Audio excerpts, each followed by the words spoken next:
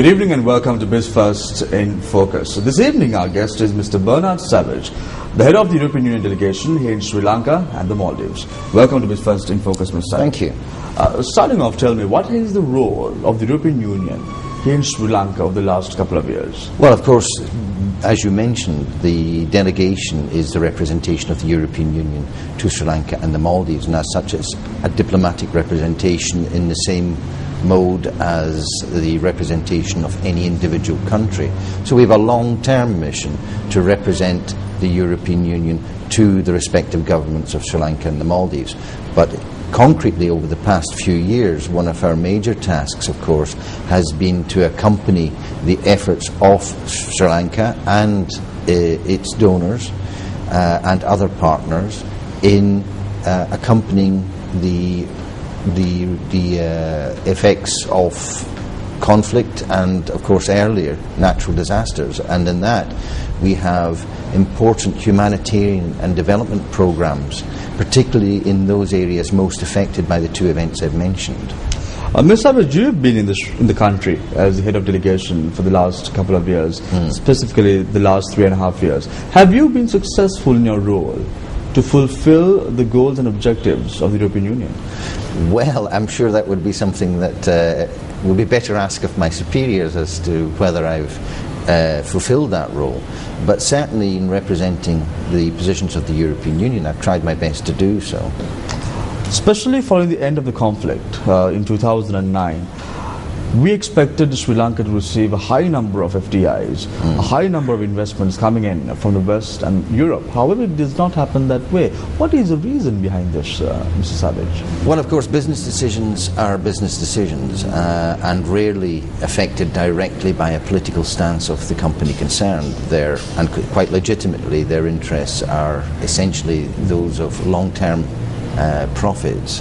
Having said that, I think it's worthwhile pointing out that the European Union is nevertheless one of the largest, if not the largest, source of foreign direct investment into Sri Lanka.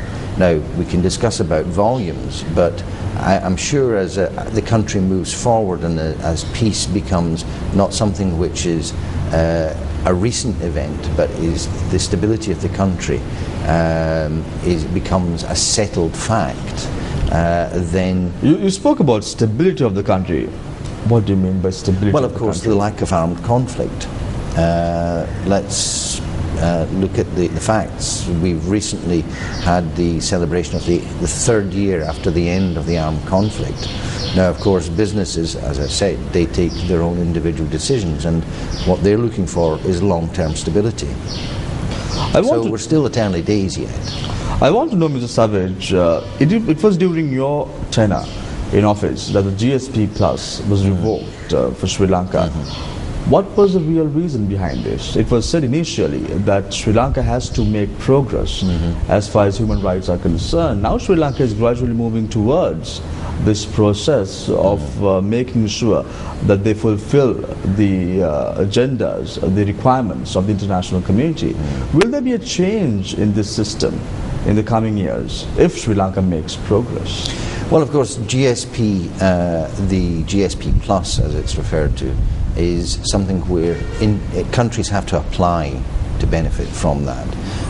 And as you rightly mentioned, that was withdrawn from Sri Lanka for a number of reasons, primarily related to concerns about human rights, and in particular the core convention of that, the International Convention on Civil and Political Rights.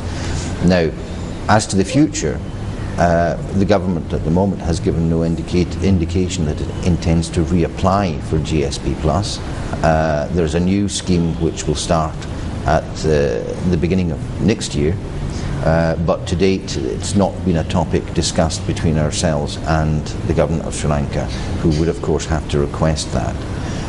As regards general moves towards improvement of human rights, that's something which in every country in the world, without exception I might add, we try to work towards. And indeed, it's something which is of concern within the European Union. There have been a number of cases in the recent past which have been highlighted by the press where human rights within our member states have been at the heart of debates in the European Council. So it's not something which is specific to our external relations, although it is one of the fundamental pillars for the guidance of our external relations, but it's also a fundamental pillar of our internal dealings within the Union. I want to know, Mr. Savage, if Sri Lanka reapplies for the GSP Plus, what would be the position of the European Union well, of course, at this point of time? That's a hypothetical, and I'm not in a position to respond to that. All I can say is that for the moment, when the question has been asked of government spokespersons, they have said that it is not a live issue. I can only accept that position. Now, in 2009, Mr. Savage, I want to recollect a statement that you made to the press. You said that despite the fact Sri Lanka won't get the GSP Plus concession, the EU would continue to strengthen and put money into development efforts that are taking place following the end of the conflict. Has that happened? Indeed it has. Indeed it has. We have continued with our development efforts, not only in the Eastern Province, but also, and more recently, in the Northern Province, particularly, for instance, in the provision of permanent housing, which is a major part of what we do in the North.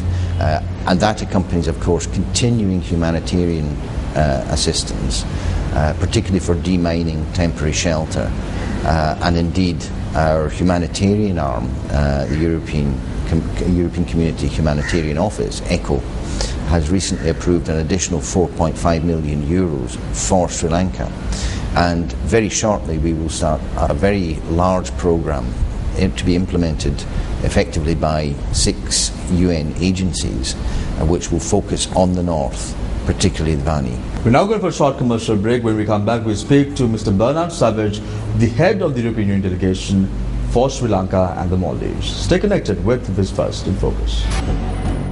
Welcome back to BizFirst in Focus. Mr. Savage, we're talking about the GSP Plus concessions. We're talking about the manner in which the European Union has helped Sri Lanka over the last couple of years. I want to know, Mr. Savage, now, political reconciliation and accountability is a key concern of the international community at this point of time. The position of the European Union in respect of this? Well, of course, you're right. Those are 2 key areas of concern. And we share a belief which I think is also shared widely within Sri Lanka on both sides of the house, if you like, that political reconciliation is at the core of building Sri Lanka's future. And in that, I don't think there's disagreement. On the issues of accountability, the most recent publication of the Lessons Learned and Reconciliation Commission also mentions that as a key concern. So I think those are, the fact that those, we agree on all sides that those are major issues. Is the Sri Lankan government making progress in respect of political reconciliation and accountability? Well, of course, on political reconciliation there have been initiatives. Of course, there have been talks between the government and the Tamils. There's also the Parliamentary Select Committee, which is still subject to discussion as to who will participate, etc. And of course the LLRC report itself makes a number of very important recommendations in our view, many of which we consider would contribute greatly to forwarding the case, the dossier of political reconciliation in Sri Lanka. Mr. Savage, recently a European Union delegation visited Sri Lanka under the auspices of Jean Lambert, a member of the Green Party in Europe. I want to know, Mr. Savage, what were the conclusions that was reached, that was set out following this particular visit in question? Well, there were no formal conclusions. This was a visit by the European Parliament, and it was made up of politicians from the main groups within the European Parliament. As elected politicians, they, of course, draw their own conclusions. But I think it's fair to say that the recent parliamentary visits by the European Parliament, headed by Jean Lambert, as you say, have been fruitful in the discussions, and I think the members went home satisfied with their ability to talk to the country's leaders on both sides both government and opposition, and to visit areas of the country such as the north last year and this year the east. Ms. Savage, you were present at the press briefing as well, where Jean Lambert was expressing her views on the conclusion and recommendations that she put forward to the government in respect of reconciliation and accountability. And she said there, more has to be done in Sri Lanka in respect of political reconciliation and accountability. What do you mean by more has to be done? Well, of course, she was Does that mean that the Sri Lankan government is not really making progress in these premises, and they have to do more in order to achieve political reconciliation and accountability?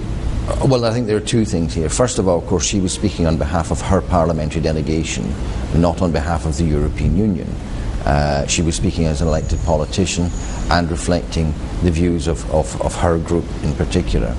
But having said that, I don't think there is any doubt or any controversy surrounding the need to move forward on political reconciliation. There have been commissions, there have been fora, but we need to move forward in terms of practical implementation. And in that, I don't think there's any disagreement between what Jean Lambert said at the press conference and indeed the views of both government and opposition. Is the European Union happy about the progress that has been made by the government of Sri Lanka in respect of political reconciliation and accountability? Well, I think we're still at the stage of discussing the content of the path towards political reconciliation. Once again, I don't think there's any disagreement that we're not there yet.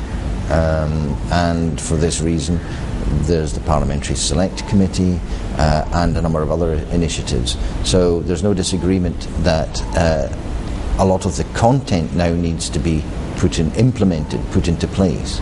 Sri Lanka will be subjected to a periodic review in November this year at the United Nations Human Rights Council. I want to know what would be the position that would be adopted by the European Union at these sessions. Well, of course, you say subjected, but every member of the Council is subject to the same, including our member states, I might add.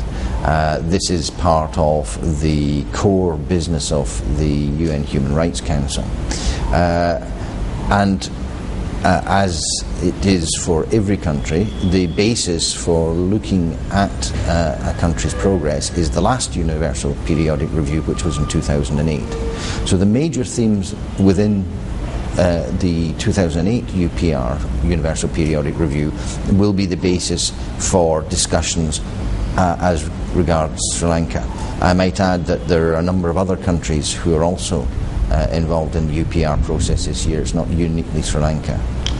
Dragging attention to the events that unfolded in the last couple of days here in Sri Lanka, Mr. Savage, we saw the manner in which Sarath Fonseka, the former army commander, was released, was subjected to a presidential pardon on Monday. I want to know, Mr. Savage, the position of the European Union in respect of this. Well, of course, that presidential pardon is within the prerogative of the president, as I understand Sri Lanka's constitution. As regards the different court cases, that, of course, is not appropriate for me to make a comment on the process or the conduct of criminal or other cases in the Sri Lankan judicial system. Right.